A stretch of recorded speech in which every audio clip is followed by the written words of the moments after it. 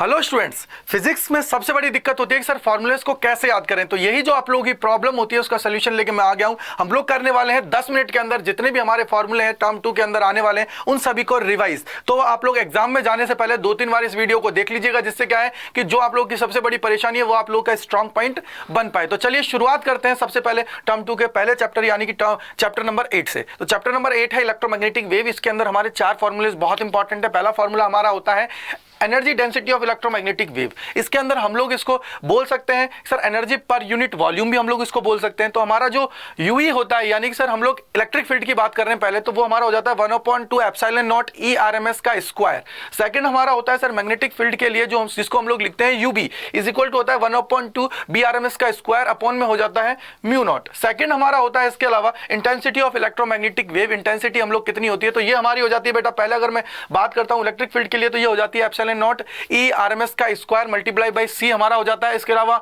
Magnetic field की अगर हम लोग बात करें तो ये हमारा हो जाता है बी स्क्वायर आरएमएस अपॉन में हो जाता है म्यू नॉट मल्टीप्लाई बाय हो जाता है सी। थर्ड हमारा जो इंपॉर्टेंट फॉर्मूला है वो है मोमेंटम ऑफ इलेक्ट्रोमैग्नेटिक वेव। आप लोगों को पता है ये फॉर्मूला बहुत इंपॉर्टेंट है, आप लोगों से डायरेक्ट सवाल भी इससे पूछे जाते हैं। तो P इज इक्वल टू हो जाता है U बाई सी। और फोर्थ हमारा है mathematical representation of electromagnetic wave, जिसको हम लोग डिनोट करते हैं। मैं मान लेता हूं कि मेरी जो वेव प्रोपोगेट कर रही है वो एक्स डायरेक्शन के अंदर कर रही है। इसका मतलब क्या होगा, y के अंदर मेरा क्या होगा इलेक्ट्रिक फील्ड होगा, z का अंदर हमारा होगा मैग्नेटिक फील्ड। तो E y is equal to क्या हो जाएगा E naught sine k x minus omega t, और उसके अलावा B z is equal to क्या हो जाएगा B naught sine k x minus omega t. इस तरीके से हमारे इसके पूरे चैप्टर के कंप्लीट हो गए फॉर्मूले। अगला हमारा चैप्टर है ray optics and optical instrument. इसके अंदर हमारे बहुत सारे फॉर्मूले, तो इनको थोड़ा ढंग से हम लोगों को ध्यान से देखना पड़ेगा। सबसे पहला फॉर्मूला है सर डेविएशन की बात करते हैं। डेविएशन का मतलब होता है सर हमारा जो ओरिजिनल पाथ है उसको हम लोग फॉलो ना करके कहीं और चले जाते हैं, डाइवर्ट हो जाते हैं। तो सबसे पहले देखिए क्या हो जाता है, del is equal to 180 minus 2i हम लोग इसको लिख देते हैं। सेकेंड हमारा है refraction at spherical surface and by lenses. तो इसके अंदर हम लोग लिखते हैं sir n2 by v minus n1 by u is equal to n2 minus n1 upon में हो जाता है r। यहाँ पे n1 और n2 हमें बता रहे हैं रिफ्रैक्टिव इंडेक्स ऑफ मीडियम 1 और मीडियम 2। इसके अलावा एक फॉर्मूला हमारा और होता है बेटा जो यहाँ पे लिखा हुआ नहीं है, लेंस मेकर फॉर्मूला, वो आप लोगों को अच्छे से दिमाग में बिठा लेना है। 1/f इज इक्वल टू हो जाता है μ2 माइनस μ1 डिवाइडेड बाई μ1, और उसको मल्टीप्लाई हम लोग कर देते हैं 1/r1 माइनस 1/r2 से। ठीक है, 1/r1 माइनस 1/r2 इससे मल्टीप्लाई हम लोग करके उसको लिख देते हैं। उसके अलावा हमारा जो थर्ड इंपॉर्टेंट फॉर्मूला है वो है सर क्रिटिकल एंगल और रिफ्रैक्टिव इंडेक्स के बीच में हमारा जो रिलेशन होता है वो हमारा होता है mu is equal to 1/sin theta C आप लोग लिख सकते हो, या फिर लिख सकते हो mu is equal to 1/sin C, या लिख सकते हो 1/sin IC। जैसे भी आप लोगों को सुटेबल लगे वैसे आप लोग उसको बिल्कुल लिख सकते हो। इसके अलावा हमारा होता है रिफ्रैक्शन थ्रू अ प्रिज्म की बात करते हैं, तो इसमें हम लोग जो रिफ्रैक्टिव इंडेक्स निकालते हैं म्यू इज इक्वल टू हमारा हो जाता है sign del minimum plus a/2 इसके और डिवाइडेड बाई हो जाता है साइन a/2। इसके अलावा मान लीजिए हमें से पूछ लिया जाए कि सर डेविएशन निकाल दीजिए, डेविएशन इज इक्वल टू हो जाएगा म्यू माइनस 1 मल्टीप्लाई बाई ए हमारा होता है एंगल ऑफ प्रिज्म। इसके अलावा हम लोग चलते हैं सिंपल माइक्रोस्कोप पे। अब सिंपल माइक्रोस्कोप के अंदर हमारे दो कंडीशंस बनती हैं, एक हमारी इमेज जो बन रही है वो डी के ऊपर बन रही है, एक हमारी जो इमेज बन रही है वो इन्फिनिटी के ऊपर बन रही है। तो पहला फॉर्मूला हम लोग मानते हैं कि डी के ऊपर बन रही है, तो एम इज इक्वल टू क्या हो जाता है 1 प्लस डी अपॉन एफ हमारा हो जाता है। सेकंड हमारा हो जाता है M is equal to D upon F जब हमारी इन्फिनिटी के ऊपर इमेज हमारी बन रही है। अब हम बात करें कंपाउंड माइक्रोस्कोप की, तो इसके अंदर हमारा क्या हो जाता है बेटा मैग्नीफाइंग जो हमारी मैग्निफिकेशन पावर होती है, जो हमारी मैग्निफिकेशन हम लोग निकालते हैं दोनों की अलग अलग हमारा हो जाता है एम इज इक्वल टू क्या हो जाता है एम नॉट इंटू में एम ई, यानी कि सर ऑब्जेक्टिव लेंस के लिए अलग हो जाती है, आईपीस के लिए हमारी अलग हो जाती है। तो इसके थ्रू हम लोग देखते हैं सर हमारा एम जो आ जाता है ना वो हो जाता है minus V not upon U not multiply by हो जाता है 1 plus D upon F E. किस केस में हो जाता है सर हम लोग जब हमारी इमेज जो बन रही है वो डी के ऊपर बन रही है, अगर मान लीजिए हमारी जो इमेज है वो डी के ऊपर ना बन के इन्फिनिटी पे हम लोग ले रहे हैं कि हमारा इन्फिनिटी वाला केस हम लोग ले रहे हैं, तो वो हमारा फॉर्मूला हो जाता है m इज इक्वल टू, अब अगर हम लोग ट्यूब जो हमारी लेंथ होती है उसके फॉर्म में लिखना चाहते हैं तो ये हो जाता है minus L upon F not into में हो जाता है डी अपॉन एफ ई। या आप लोग लिखना चाहते हो कि सर सिंपली हम लोग फॉर्मूला लिख दें तो m इज इक्वल टू हो जाता है minus V not upon U not into हो जाता है डी अपॉन में एफ ई। ये हमारा क्या हो जाता है फॉर्मूला हो जाता है कंपाउंड के लिए। उसके अलावा हमारा होता है एस्ट्रोनॉमिकल टेलीस्कोप होता है, उसके लिए जो हमारा फॉर्मूला होता है वो हो जाता है m is equal to minus F not upon F E 1 plus F E upon D, ये हमारे लिए हो जाता है डी पे, जब हमारी इमेज यानी कि हमारी जो इमेज बन रही है वो डी पे बन रही है। उसके अलावा हमारी अगर इन्फिनिटी पे हम लोग लेते हैं तो m इक्वल टू क्या हो जाता है, minus F not upon F ई हमारा हो जाता है। इस तरीके से चैप्टर 9 हमारा कंप्लीट होता है। आगे चलते हैं, चैप्टर नंबर 10 वेव ऑप्टिक्स की बात करते हैं। ये भी हमारे लिए बहुत इंपॉर्टेंट है, इसके सारे फॉर्मूले हमारे लिए बहुत ज्यादा मायने रखते हैं। तो सबसे पहले देखिए फ्रिंज विड्थ की बात करते हैं तो बीटा इज इक्वल टू हो जाता है lambda D by small D हम लोग लिखते हैं। उसके अलावा इंटरफेरेंस ऑफ लाइट की बात करते हैं तो इंटरफेरेंस का हम लोग देखते हैं तो इंटेंसिटी की फॉर्म में इसको लिख सकते हैं आई इज इक्वल टू क्या हो जाता है, under root I1 plus under root I2 का स्क्वायर हमारा हो गया। क्योंकि आप लोगों ने देखा होगा जब हम लोग आर की वैल्यू निकालते हैं उससे हम लोग करते हैं तो बीटा इज इक्वल टू क्या हो जाता है सर, ये हो जाता है A1 प्लस A2 का स्क्वायर। यहाँ पे हमारा A1 और A2 हमारे क्या है, एम्पलीट्यूड है, ठीक है। उसके अलावा कंस्ट्रक्टिव इंटरफेरेंस की बात करते हैं तो उसका मतलब क्या होता है सर, एम्पलीट्यूड हमारे दोनों के जुड़ जाते हैं यानी कि A is equal to A1 plus A2 हो जाता है। और डिस्ट्रक्टिव की बात करते हैं तो A इज इक्वल टू हो जाता है A1 माइनस A2। ये आप लोगों को दिमाग में अच्छे से बिठा लेना है। उसके बाद हम लोग चलते हैं sir path difference for bright fringe की बात करते हैं तो del X is equal to हो जाता है n लैम्डा। उसके अलावा डार्क फ्रिंज की बात करते हैं तो del X is equal to हो जाता है n प्लस 1/2 लैम्डा।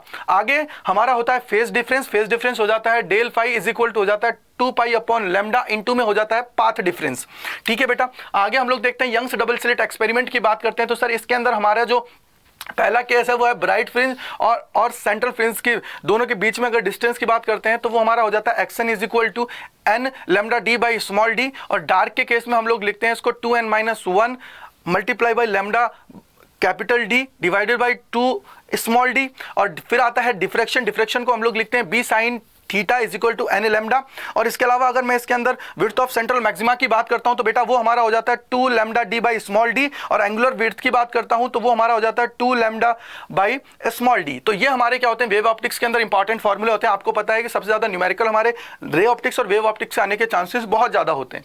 आगे चलिए देखते हैं sir dual nature of radiation and matter की बात करते हैं। इसके अंदर कौन कौन से फॉर्मूले, इसके अंदर गिने चुने हमारे फॉर्मूले जो फिक्स हैं, जो हमारे आने होते हैं। एक तो है फोटोन्स एनर्जी की बात करते हैं तो E इज इक्वल टू क्या होता है HF हो जाता है। और F इज इक्वल टू हमारा क्या होता है C बाई लैम्डा हमारा होता है। तो इसलिए हम लोग लिख देते हैं E is equal to HF is equal to लिख देते हैं H C बाई लैम्डा हमारा हो जाता है। उसके अलावा पावर ऑफ लाइट हमारा हो जाता है power is equal to HF by T हमारा हो जाता है। कभी कभी हमसे पूछ लिया जाता है फोटोन पर सेकंड बताइए, तो यहाँ पे ये हमारी 1 फोटोन की पावर है तो ये हमारा क्या हो जाता है power is equal to NHF divided by हो जाएगा T, N बाई T हम लोगों को निकालना है तो ये हो जाएगा पावर अपॉन HF हमारा हो जाता है। इंटेंसिटी ऑफ लाइट की बात करते हैं तो बेटा इंटेंसिटी इज इक्वल टू क्या हो जाता है NHF डिवाइडेड बाई हो जाता है A इंटू टी, यानी कि पर्टिकुलर एरिया के अंदर कितनी हमारी लाइट है वो जा रही है पर सेकंड। उसके बाद रिस्पेक्ट में हम लोग इंटेंसिटी की बात करेंगे।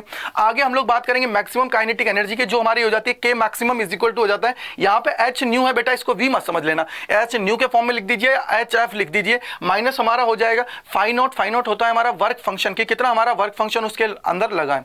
और एक होता है स्टॉपिंग पोटेंशियल जिसको हम लोग V नॉट से डिपेंड करते हैं, डिनोट कर देते हैं V नॉट से, वो हमारा हो जाता है HC बाई E और मल्टीप्लाई कर देते हैं 1 अपॉन लैम्डा। ये तो हमारा लैम्डा का केस हुआ, माइनस हो जाता है फाई अपॉन में क्या हो जाता है E। ये हमारे क्या होते हैं ड्यूल नेचर के इंपॉर्टेंट फॉर्मूले। चलिए आगे चलते हैं, एटम की बात करते हैं। एटम के अंदर हमारे सिर्फ गिने चुने 4-5 फॉर्मूले जो हमारे लिए इंपॉर्टेंस रखते हैं। जैसे फर्स्ट है distance of the closest approach की कितना वो हमारा जो न्यूक्लियस है उसके क्लोज पहुंचेगा, उसकी बात करें तो ये हमारा हो जाता है R0 is equal to 2ZE square divided by 4 pi epsilon not kinetic energy, यानी कि जितनी ज्यादा काइनेटिक एनर्जी होगी उतना ही हमारा R0 कम होगा। सेकंड हमारा होता है इंपैक्ट पैरामीटर जिसको हम लोग लिखते हैं B से, जो हमारा हो जाता है KZE square upon kinetic energy multiply by हो जाता है बेटा under root 1 plus cos theta divided by 1 minus cos theta. Cos theta की जगह बेटा अलग अलग टीचर्स अलग अलग चीजें लिखाते हैं, बट ये स्टैंडर्ड के अंदर हमारा कॉस थीटा होता है इसलिए हमने इसको कॉस थीटा लिया है। Radius of the electrons in nth orbit के अंदर की बात करें तो R इज इक्वल टू हो जाता है n square H square epsilon not divided by हो जाता है m पाई ZE स्क्वायर। और velocity of electrons in nth orbit की अगर हम लोग बात करें तो ये हमारा हो जाता है बेटा V is equal to ZE square divided by 2H epsilon not n, ठीक है। और लास्ट हमारा होता है energy in nth Bohr's orbit. तो बेटा इसके अंदर क्या हुआ En इज इक्वल टू हो जाता है minus m Z square E to the power 4 8 epsilon not का स्क्वायर H स्क्वायर और मल्टीप्लाई बाई हो जाता है n स्क्वायर। या हम लोग इसको लिख सकते हैं इलेक्ट्रॉन वोल्ट के अंदर अगर मुझे इसको कन्वर्ट करना है तो ये हो जाता है En is equal to minus 13.6 Z square upon n square electron volt के अंदर हमारा हो जाएगा। अगले चैप्टर पे चलते हैं। अगला हमारा चैप्टर है वो है न्यूक्लियर। न्यूक्लियर के अंदर हमारे गिने चुने इसके अंदर फॉर्मूले, जैसे साइज ऑफ द न्यूक्लियस क्या हो जाता है बेटा R is equal to R0 A to the power 1/3, ठीक है। उसके अलावा हम लोग बात करते हैं एरिया ऑफ द न्यूक्लियस, ये हो जाता है A directly proportional to A to the power 2/3। आगे हमारा होता है डेंसिटी ऑफ न्यूक्लियस। डेंसिटी का मतलब क्या होता है सर मास अपॉन वॉल्यूम। उसको हम लोग जब सॉल्व करते हैं तो ये हमारा आ जाता है 3m/4 पाई R0 का क्यूब। लास्ट जो हमारा फॉर्मूला है वो होता है मास डिफेक्ट, जो हमारा क्या होता है डेल एम, और इसको हम लोग लिखते हैं sir Z M P plus A minus Z M N minus हो जाता है एम।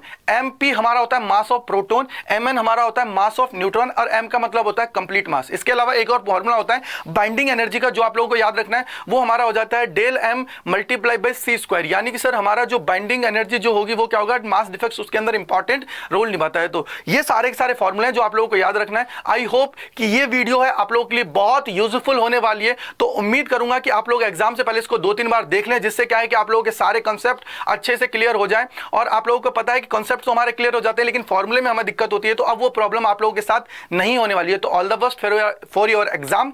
तो चलिए, अगर आपको अच्छा लगा है तो इसको लाइक कर देना और चैनल को सब्सक्राइब कर देना। आप लोगों का मेरे साथ जुड़ने के लिए बहुत बहुत धन्यवाद अड्डा 24/7 स्कूल के ऊपर। Thank you so much.